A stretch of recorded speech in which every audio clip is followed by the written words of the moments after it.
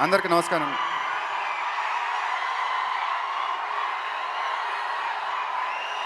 అదే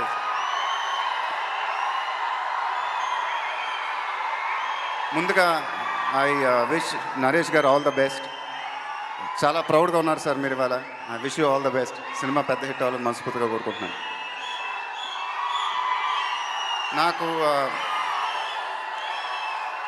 నవీన్ చిన్నప్పటి నుంచి బాగా తెలుసు, బట్ క్లోజ్గా ఇంటరాక్ట్ అయింది పోక్రి అతడు చేస్తున్నప్పుడు. అప్పుడు నవీన్ చాలా అసలు ఎక్స్ట్రాడినరీ ఎడిటర్ అప్పుడు.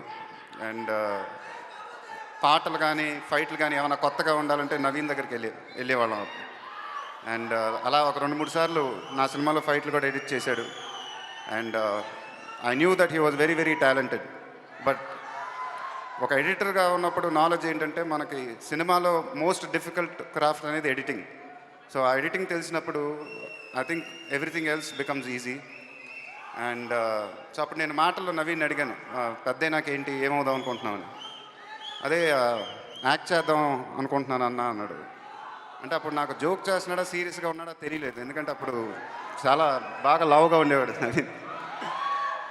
Then I met him after year, ఒక 1 year తర్వాత కలిసినప్పుడు సన్నబట్టమే కాదు, హీ హ్యాడ్ అ 6-pack. ఫోటోలు చూశాను ఫోన్లో.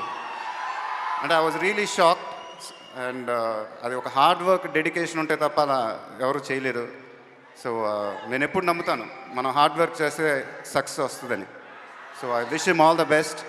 అలానే I wish the entire team all the best. ఈ సినిమా పెద్ద హిట్ అవ్వాలని మనస్ఫూర్తిగా కోరుకుంటున్నాను. Thank you very much. Thank you.